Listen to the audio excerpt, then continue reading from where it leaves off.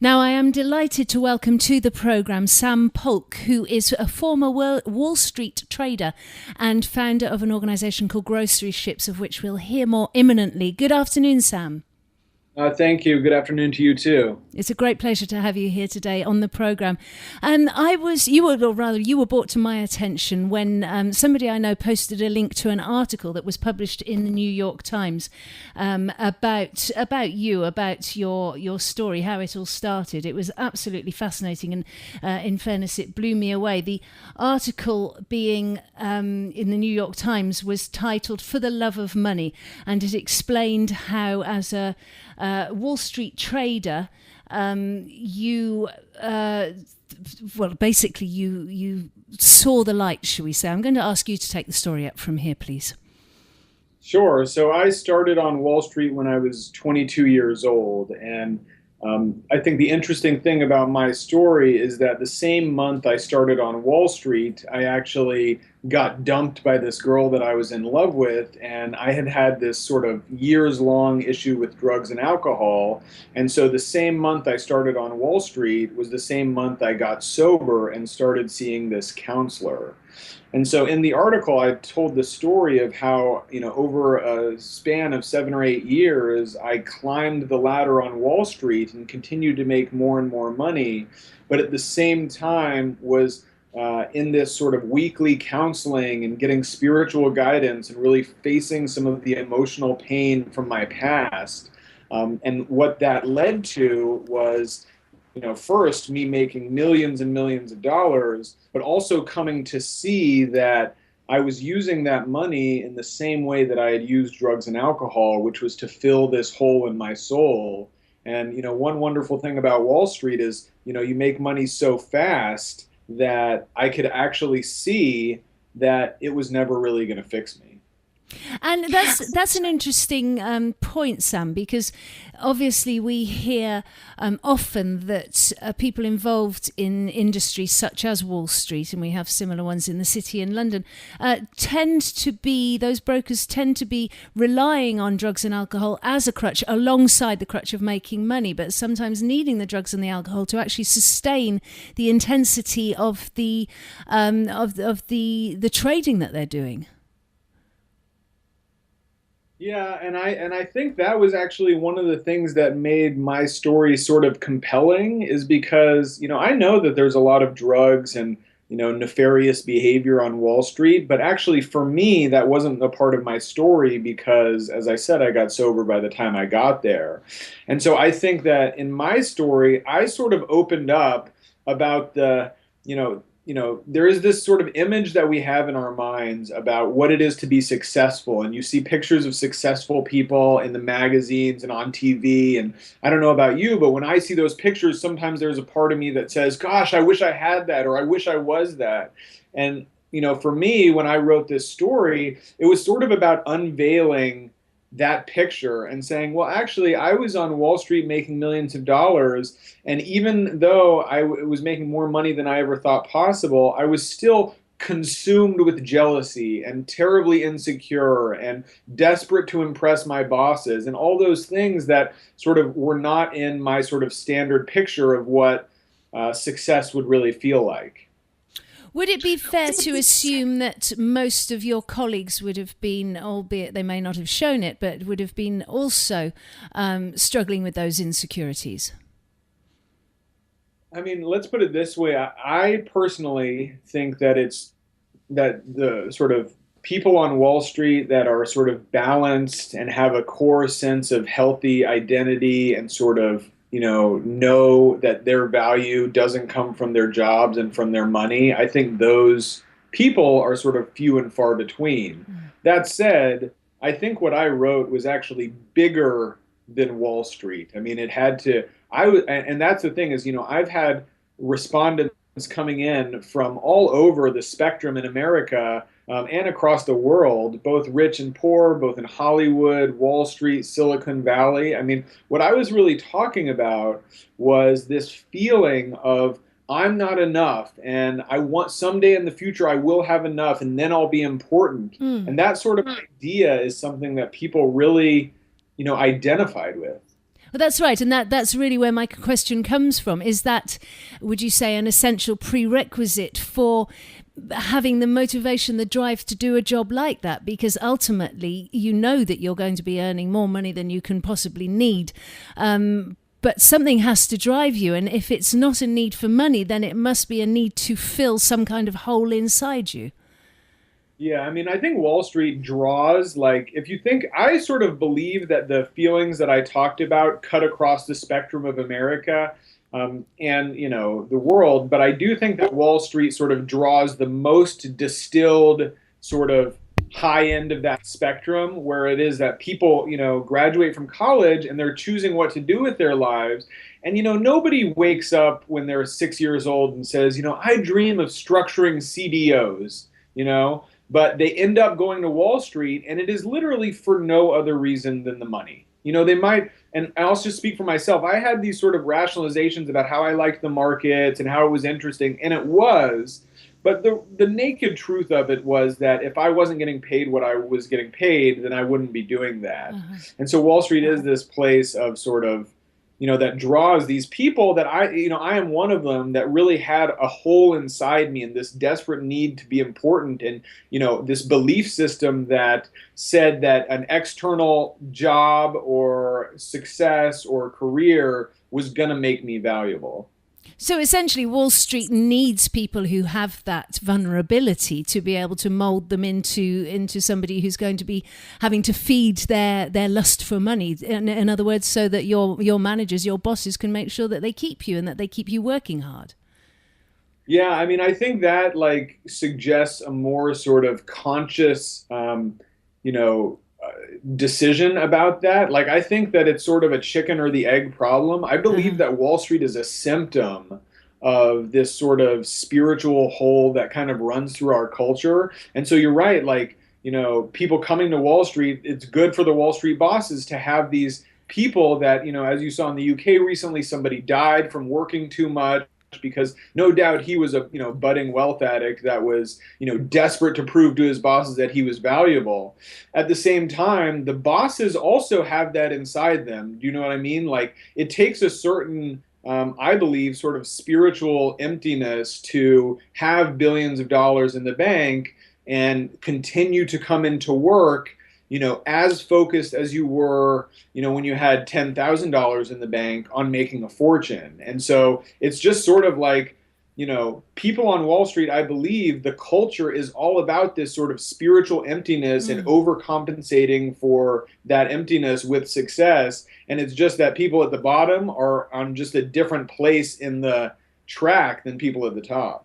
So the sort of selfishness and I suppose the lack of empathy with regards to those around you, because I always assume that those involved in Wall Street, as you're describing, they tend to be fairly narcissistic individuals. And of course, we've just seen the film The Wolf of Wall Street which has just been released, which epitomizes, I suppose, what most of us people who've never been in that environment would assume is the kind of norm for somebody who's so hell-bent on earning as much money and feeling the power that money can bring them.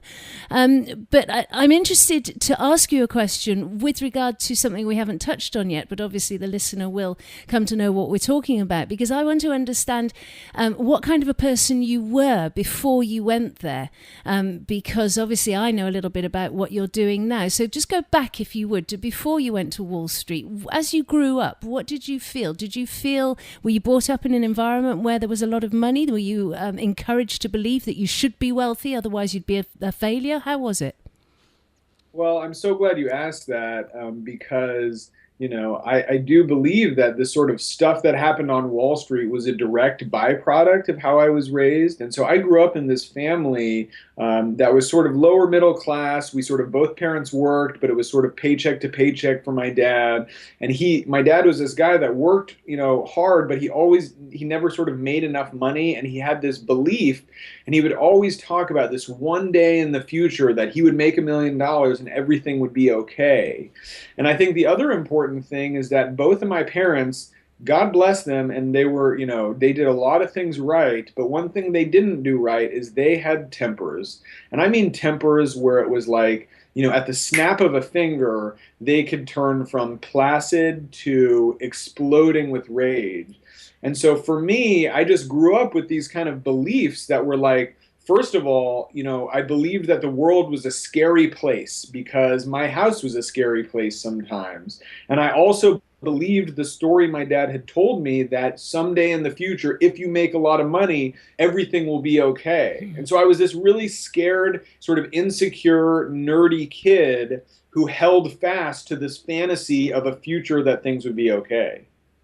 It's incredible to listen to you, Sam, because this is really a story for our times as we're sitting here now in 2014, and I hope that anybody listening to this is being touched by listening to you as much as I am, because very much now, perhaps never before in our society, have we been encouraged to believe that just with that one stroke of luck or that one turn of fate, everything will be all right because we might win the lottery, or we might get that dream job, or we might go on to some reality TV show and get picked and earned, and hundreds of thousands of dollars or pounds because we've been the winner of it. Just living a dream, just as exactly as you're saying. Let's go back to Wall Street now and look at the point. Did you say you were there for 7 or 8 years? Is that correct? Yes. So a long time. You actually were a victim within that environment, I suppose, for a long, long time. Not using drink or drugs at that time, but probably being surrounded by many people who did. How did you cope with that? Well, I mean, actually, it was a really difficult thing because one of the, for me, like I said, I was this scared, insecure kid. And so when I found drugs and alcohol, those made me feel strong and safe and powerful. And, I would be so nervous and shy, but when I drink a lot, then all of a sudden I'd be charismatic and sort of the guy that I wanted to be. And so when I quit drugs and alcohol, it was right in my first years on Wall Street. And so, there's this sort of maxim on Wall Street that Wall Street works hard, but they play harder. And that was definitely true. And so I had to sort of navigate this Wall Street environment without the sort of safety of drugs and alcohol. And I was so desperate to impress the other traders and my bosses that, we would all go out and drinking was such a big deal to them. And I would be this sort of sober guy, really quiet, really embarrassed, feeling completely uncool. And it was miserable. I think the benefit of that, and thankfully my boss, who's my mentor and continues to be one of the closest people in my life, and who actually himself is one of the biggest sort of partiers on Wall Street, but he saw that, I was so focused and hardworking, and that in some sense sobriety was a benefit to me. And, it definitely made me a better trader, and I missed less work and all those things. So I sort of managed to do it. Although I can't tell you how many nights I was at a dinner just sort of shaking and quiet and miserable. I can well imagine. So you're there in that situation, and perhaps the next part of the story is interesting because perhaps had you not been sober, had you been using any type of substance, the next part of the story perhaps we wouldn't be hearing about it now. There came a point where you really had to take a look at yourself and question what you were doing. Yeah, and I really do want to sort of give a lot of credence or gratitude to my teacher. I kind of I met this woman who sort of helped me sort of get sober from drugs and alcohol, and she was this spiritual counselor that sort of talked about Native American principles. And if you can imagine me, I was this Columbia University wrestler who was just starting on Wall Street, and so meeting this woman who started talking about things that sounded, completely hippy-dippy and completely wacko. And at first I was like, God, she's crazy, but I was in so much pain from having been dumped that I was, by the grace of God, willing to listen to her. And so every week, I would work really hard on Wall Street, and then I'd come home and I would call her and we'd have a session, and she would sort of, really give me like a spiritual education, and she would take me back into my childhood. And, I had all this pain inside that I was just sort of trying to protect. I was protecting it with drugs and alcohol, and mostly I was trying to protect by sort of pretending to the world that I was somebody that I wasn't. And she actually took me deep into that pain and sort of allowed me to explore it and heal it in a safe way.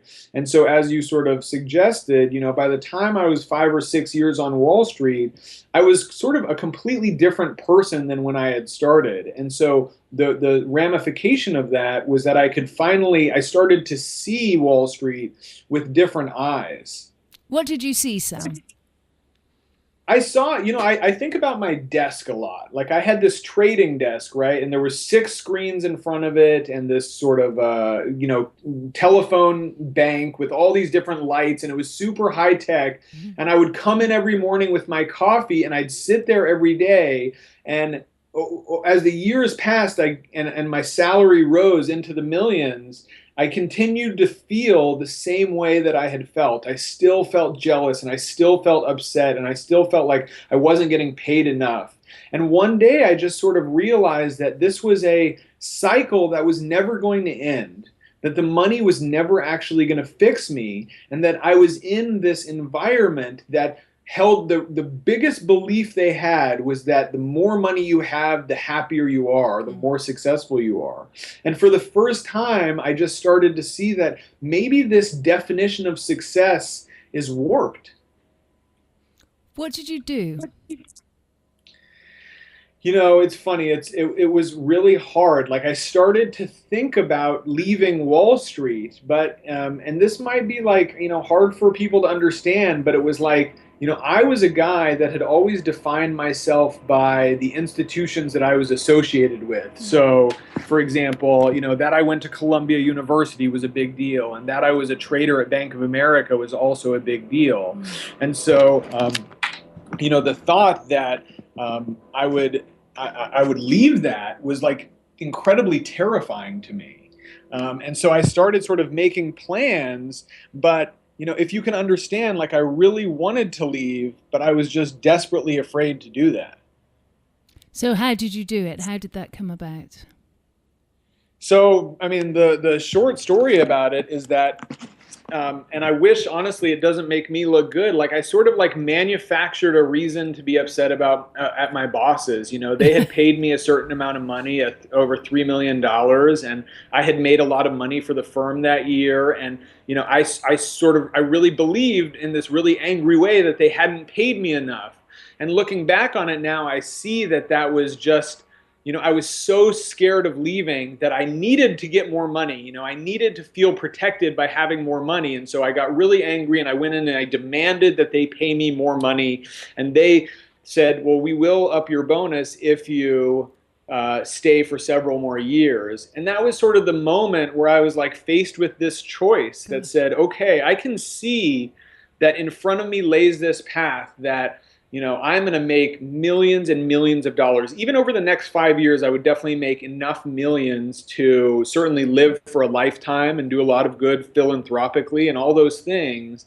But I also just had this feeling in my soul that I was sort of like wasting my life. And it was this sort of like crazy realization because my whole life had been aimed at getting towards this moment, and then to realize that all my dreams and all my ambitions had been really a reaction to the fear inside me, that all my ambitions were this belief that one day I would have enough and so I would feel okay, but that in fact that was leading to a life that was being wasted. I mean, it's just hard to explain how sort of tectonic that shift was in my mind and how sort of difficult to grapple with it was. You mentioned the feeling that you would have enough money to carry out philanthropic services. Are you telling me that you had a seed previous to actually leaving and doing what we're going to be talking about in a minute? Had you had a seed that you'd wanted to do some kind of good, that you wanted to help those who were less fortunate than yourself? No, I mean, fortunately, by the time I was leaving Wall Street, I would say that the biggest sort of lesson that my teacher taught me was this idea that I had always believed that my success was a product of my own work and my own intelligence. And she sort of helped me to see that, okay, Sam, you came from a family that was sort of lower middle class. That's true, but both your parents were white. You were born in America. They both had college degrees. They both worked. Like, I had so many sort of advantages that, led to my success and even my intelligence. I was always a smart kid, and my teacher would say, "Well, did you do anything to become smart?" And I would say no, and she would be like, "Well, isn't that a gift then? And do you think that gift is for only for your use, or do you think maybe that your sort of responsibility on receiving a gift is to put it to use for the world?" And so by the time I left Wall Street, I was already thinking that way. And one of the things that was so stressful about leaving was that people kept saying, if you stay longer, you'll have more money and you can do more good. And I had been trained for so long to believe that money was power. And the more money you had, the more you could do, whether that was buy a bigger yacht or, start a bigger philanthropy. But one of the things that sort of I came to realize, both in leaving Wall Street and also in starting GroceryShips, is like, I don't know how to say it except to say that, inside of each of us is this unique combination of innate talents and also experiences that we've been, privileged to experience in a unique way. And I believe that has created something inside all of us that is our sort of unique gift to share to the world. And so the idea that, I could make all this money and like I'd give $100 million and that would be my gift, for me, actually sort of undervalued a life. Like, I think the things that change the world are people that have an idea and feel like they're empowered enough to express that idea into the world, something that has never existed before. And to me, that's the way that things change. And so that's what I wanted to do. So how did we're talking now about the organisation that you founded called GroceryShips. First of all, tell us what GroceryShips is. So it's scholarships for groceries. So we help low-income families that are struggling with obesity. And I want to say that, this is not, me being an expert on health coming in and lecturing poor people on how to eat better. In fact, it's quite the opposite. I was a super heavy kid and both my parents were obese, and I have a younger brother who was 450 pounds before he got stomach surgery. And so obesity and struggles with food are deeply ingrained in my own issues, and I have worked very hard to sort of overcome a lot of that. And a lot of that had to do with, both education about how to eat right, but also emotional support. And so I designed this program as effectively a support group for, an education and support group for families that are struggling with obesity in poor communities and really want to get healthy. So for 6 months, so families apply, and if they're selected, they get membership in a 10-person group. And that group meets every week for 6 months. And during that 6 months, we give them money to buy specifically the healthiest foods that there are. So fruits, vegetables, whole grains, beans. And we say, and the whole sort of focus on the program is sort of to help people incorporate more of those foods into their diet. But I don't know if you've ever struggled with food. It's one thing to know that you have to eat more fruits and vegetables and that will make you healthier. It's a totally other thing to do that. And so we provided this program to help facilitate people to do that. And so what that means is, help on practical skills. So things like cooking, nutrition education, sort of healthy shopping skills to make sure you're getting healthy food at the store, those things. But I think the more important part, and the part that is more important to me, is sort of the emotional side of it. Because for me, I'm an emotional eater. When things are upset or when I'm stressed, I'll eat. And I also know that when I was heavy and I started to lose weight, that for me, like, fat was sort of like a shield or a buffer against the rest of the world. And so when I started to kind of get healthy and lose weight, then I felt completely vulnerable and scared, and all these feelings that were trapped inside of me started to come out. And so that's why we structure GroceryShips as not only an educational program, but also a support group program, so that as people are going through this process of getting healthy, they can talk about it with each other and get mutual support. What geographically, what kind of area can you extend your help across? Well, so we're starting in Los Angeles and we're a super young organization, but the key is for us is that we've designed this program to be nationally and internationally scalable. So first we have to prove to ourselves that this really is effective and do, several iterations of the program. But once we do, it's all about the structure, and actually the structure doesn't require that much in terms of personnel or anything. So, one of the sort of impacts of this New York Times article has been requests from all over the world. I mean, not only in America, Florida, Seattle, Oklahoma, Ohio, New York, but also internationally, including the UK and Australia and Mongolia. And so one day, we will be able to say, okay, you want to start a GroceryShips group in your area. Here's a blueprint for how to do it, and we'll walk you through the process. And it's interesting. I've looked at your website, and there are a number of categories that family have to meet to be able to qualify for potentially being the receiver of a GroceryShips scholarship. One of those is an annual family income of less than $40,000. Now, in Europe, a family income of $40,000 wouldn't be necessarily viewed as particularly low income. We have many cases here in Europe, as I'm sure you do in the States, of families living on much, much lower incomes. Where did the figure of $40,000 come from?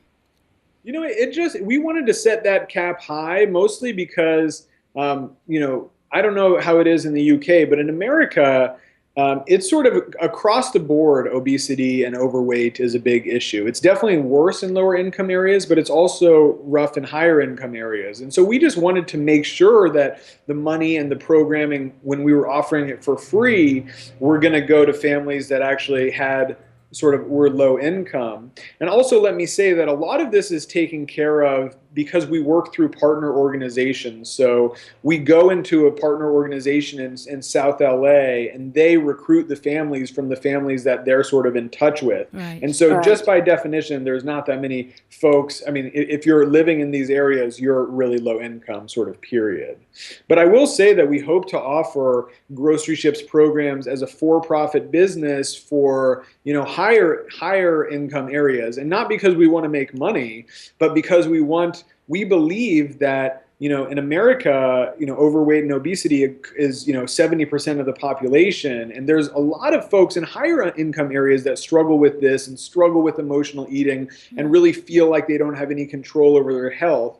And so we want to provide a program for them, and maybe we'll charge them, and they can effectively facilitate the buying of the food for the low income families.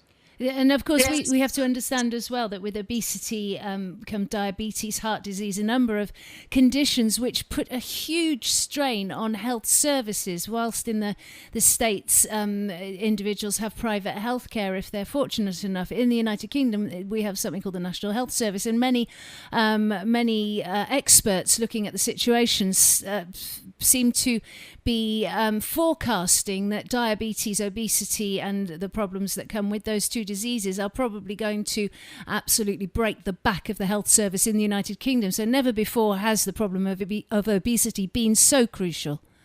I mean, I think those numbers are so staggering and so true. And I believe that is only half of the issue. And the other half is like, I don't know if you grew up like a heavy kid, but when you're a heavy kid, when you're overweight, at least for me, I was embarrassed all the time. I got teased. I got called fat boy. It made being a kid ever more difficult. And the fact that so many of our children now are growing up in obesity is just like the emotional toll of that. And not only just for kids, even for adults. Like if you think about all the time that we spend fretting about being 10 or 20 pounds overweight and kind of going on diets and analyzing our stuff and all those things, and feel, not going to the office pool party because we're embarrassed about our love handles, all those things, like that has a direct cost. We as a society, we always like to talk about the economics. So it definitely has a direct cost on our productivity. But I'm actually more interested in sort of like the cost on what it is to be human. Yeah. And wouldn't it be great if we all had a felt good about ourselves and were proud of our bodies and weren't so tortured about food all the time. That's a wonderful point. So I'm talking about feeling good about ourselves. Just before I wrap this up, I want to ask you if you can define for me the difference between what you're doing now, whereby you're helping low-income families to basically get to a point where they can actually enjoy their lives more, compared to when you were earning millions and millions and allegedly had it all, or so it seemed, when you were working on Wall Street. How can you define that difference for us in how you feel? So a day ago, we interviewed families who have applied for GroceryShips, and one of them was this, 50-year-old African American woman who works 2 jobs, and she lives in a house, and in that house there are 5 kids, but she's not the mother of any of them. And I said, oh, well, whose kids are they? And she goes, oh, they're my brothers and sisters, but my brothers and sisters are both addicted to drugs. And so the kids have come to live with me.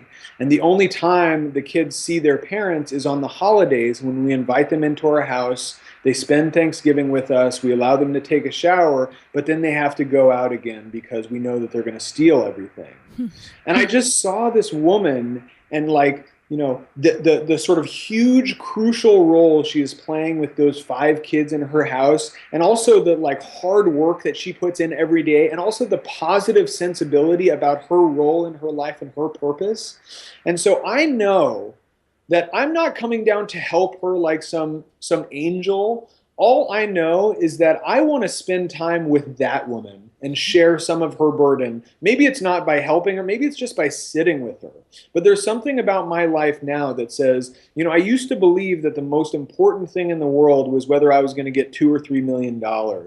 And now I just see that I was so distorted in how I thought, and that we have this brief opportunity of a life, and there are people out there that are struggling, really struggling. And it's not that I'm thinking that I'm going to save them, but I would honestly rather just stand with them and spend my time with them and really stand in awe of the burden that they have to carry, instead of focusing on how many millions I make.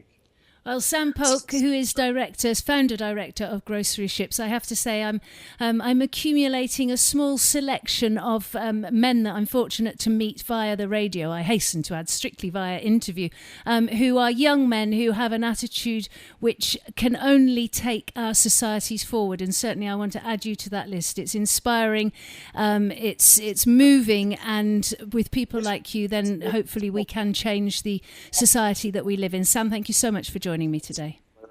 Within Thank you very much. A fraction of a Thank degree, you. It's not even vertically or horizontally coherent light, which is what makes it